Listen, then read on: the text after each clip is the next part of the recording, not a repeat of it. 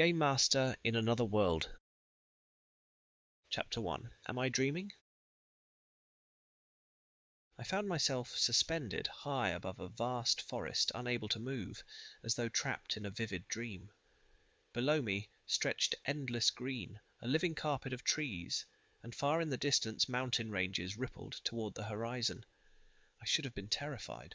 I'd once frozen halfway across a glass-bottom bridge, but now, hanging 1,000 meters in the air, I felt calm. Then I realized why. I had no body.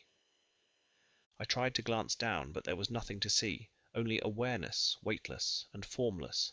I could hear the wind rush past, but not feel it. My mind supplied sensations that never arrived. This had to be a dream, I told myself. Probably brought on by another late-night TTRPG session. Images flickered through my thoughts. My computer desk lit by the glow of Discord, dice clattering in the virtual tabletop, James declaring his thief would drink the polymorph potion. I remembered my own voice, calm and teasing. You do realize you have a 99% chance of losing your mind instantly. James had laughed. What could go wrong? Then Rosin became a platinum dragon, saved the city, and flew off into the sunrise. I'd wrapped up the session, logged out, brushed my teeth, and crawled into bed, exhausted but satisfied. And now, this. My first instinct was to move. I willed myself to descend, then stop, then ascend faster, the ground rapidly shrinking beneath me. Nothing about this should have worked, no weight, no momentum, but it did, and it was exhilarating. As I rose, the trees shrank beneath me until the world blurred into green and blue. The sky thinned, darkened, leading me to wonder if I needed to breathe. Reaching the blackness of space, I saw a planet below, a breathtaking expanse of continents, forests, deserts, mountain ranges, and lakes. 2 moons, one large green and one red, confirmed this was not Earth. Deciding to explore the forest more closely, I descended rapidly, stopping instantly at the surface. The lack of physics was exhilarating, like being in creative mode in a video game. I plunged into the forest canopy, marveling at the unfamiliar bird song and the intricate details of the giant tree roots and the scurrying insects in the leaf litter. It felt like slipping into a nature documentary made just for me. Every leaf, every chirp, magnified in perfect detail. My next goal was to find a river, hoping it would lead to intelligent life. I ascended a few hundred meters, spotting a subtle gap in the canopy, a promising sign of a stream. As I approached, the sound of flowing water confirmed my hunch. Following the creek downstream, I watched the water meander and small fish dart about. I tried to catch one, but my non-existent hand passed right through. This bodiless state allowed for unique, close observations. I spent 10 minutes watching the fish, then decided to seek out birds. Following a bellbird-like song, I found a small bird with dark green and orange feathers, completely unaware of my presence. I watched it sing, captivated by its beauty. The long, peaceful moment should have relaxed me, but the longer I watched, the more unease crawled in. Dreams didn't last this long, not for me. After an hour of bird-watching, I remembered my original quest and easily retraced my path to the creek. Moving through the forest felt second nature now, a thought, a shift, and I was gliding along the water again. I continued downstream at a brisk pace, quick enough to make progress, but slow enough to react to anything interesting. The creek eventually fed into a larger river, a more likely place to find inhabitants. As I followed the river, something small, green, and humanoid caught my eye. It was a goblin, carrying fish on a stick, wearing a loincloth. Moderately intelligent, it seemed. I followed it to a makeshift village with more goblins. Their rudimentary buildings were functional, and a campfire sizzled with various cooked animals. To my surprise, their guttural speech clicked instantly in my mind. Not a language I'd learned, but something the world itself seemed to translate for me. The fire sat in the center of the camp, thick smoke twisting into the night. From above I drifted closer, watching their small world circle around it. None of them looked up. I doubted they ever would. The cook shouted first. He waved a stick with a half-burnt fish on the end, bits of ash falling with every motion. "That all you caught?"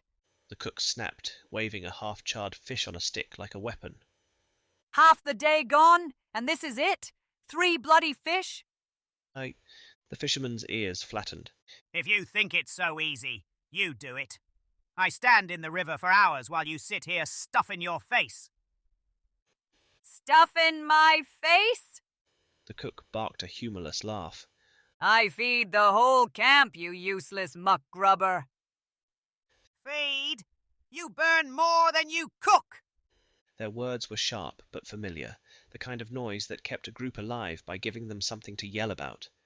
Keep talking and I'll throw you on the fire next, the cook said, raising the stick.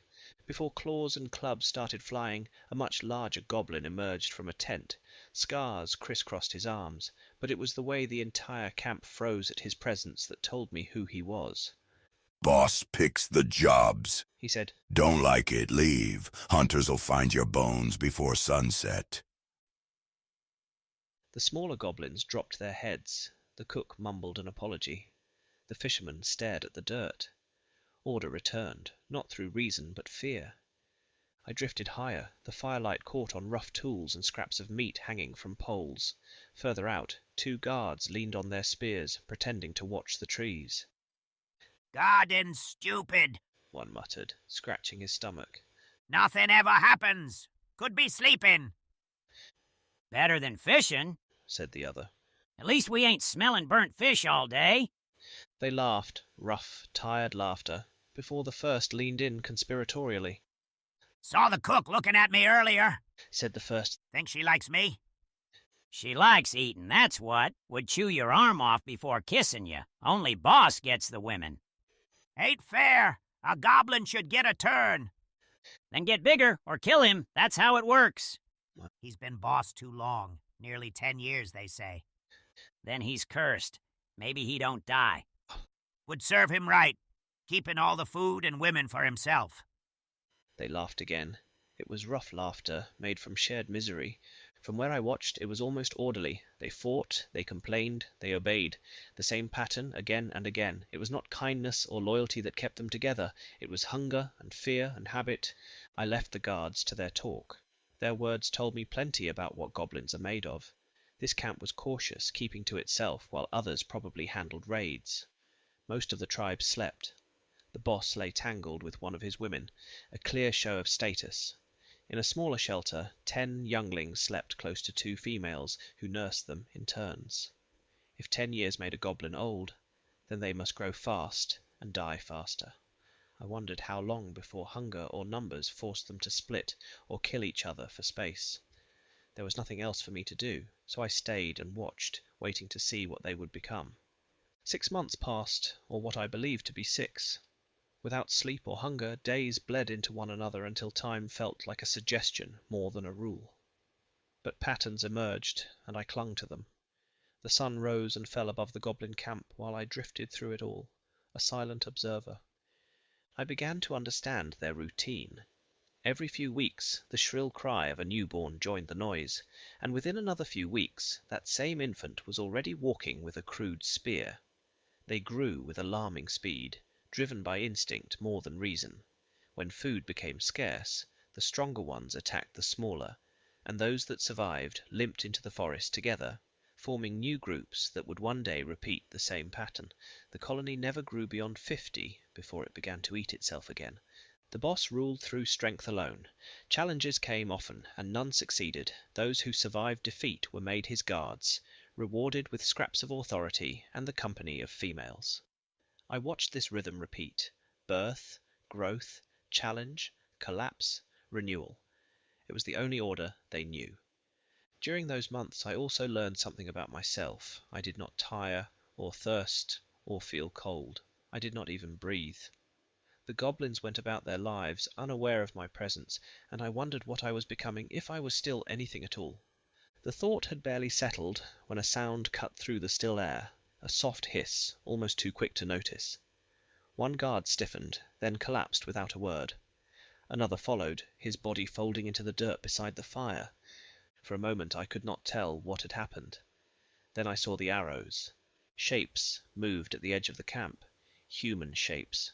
2 archers, cloaked and deliberate, stepped out from the trees, while a heavier figure in chainmail kept behind them. The goblins slept on, unaware.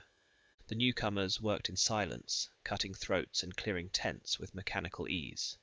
When one of the boss's guards stirred and shouted, an arrow found his throat before the cry was finished. That single sound was enough. The camp woke in chaos. The humans moved quickly once the alarm was raised. The rogues withdrew first, a handful of goblins chasing after them. The chase ended in screams as the pursuers fell into a pit lined with sharpened stakes. One survivor tried to crawl out, only for the fighter to take his head with a single strike. Looks like we're doing it the hard way. The fighter said. One of them woke up at the wrong time. "Me," replied one of the rogues. We still got 20 before they noticed, said the other. A woman in chainmail stepped forward, her robe marked with a sun symbol. Anyone hurt? She asked. We're fine. One rogue said. Got clear before they could box us in. An older man in purple robes chuckled softly. Could be time for a fireball, don't you think, Kane? Sir? The fighter, Kane, nodded. I'll draw their attention. When they start bunching up, let it go. Jenna, stay close. Chris, you and Norman hang back. Triss, cover the rear. Norman the wizard raised his staff. Raise your sword when you want it. I'll be ready. I hovered above them, watching how smoothly they worked together. These were not reckless raiders, but seasoned hunters. The goblins, half panicked, still managed to form a defense. 10 archers lined up behind a wall of scrap wood, while others waited in ambush. Kane advanced, shield raised, arrows striking and falling away. When he lifted his sword, a sphere of fire roared past him and exploded against the barricade. Flames swept through the goblins' ranks. Kane, Jenna, and Triss ran into the blaze, their armor gleaming in the firelight. The goblin boss fled toward his tent, barking orders. 4 guards charged Kane. One fell to Triss's arrow before reaching him. Kane met the rest with sword and shield. Steel cut through flesh and wood clubs. He blocked one strike, but another hit his arm hard enough to stagger him. Jenna stepped forward, her mace crushing a goblin's skull. Kane slit the throat of another. The last tried to flee, but Triss's arrow caught him before he reached the trees. A goblin's getting away! Kane shouted. On it!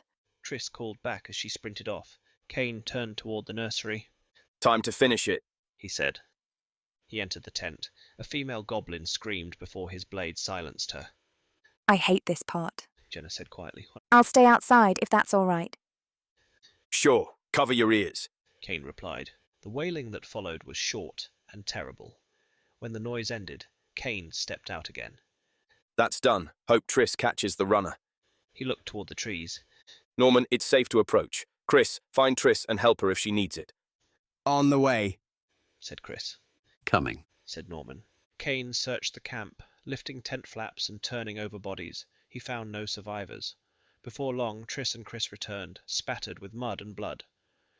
We found him. Triss said. Stubborn one, but he's dead now. took a hit for it. Chris added. Could use some healing. Jenna moved to him and laid a hand on his shoulder.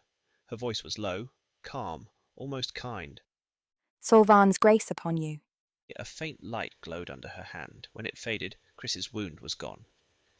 Thanks, he said. Don't mention it. We look after each other. Jenna replied. Kane, need healing? She asked. No, armor took most of it. I'll live. Triss smiled faintly. Good work on that pit trap. Your snares helped. Jenna said. Let's get moving, Kane told them. That should stop the goblin raids near Holver village. Time to collect our reward. The group of 5 turned back toward the forest trail, leaving behind ash, smoke, and silence. I watched them go. I would follow, of course. This was my chance to see a human village in this world. I felt a flicker of something like regret. Guard 1 and Guard 2 would not argue again. At least their deaths were quick.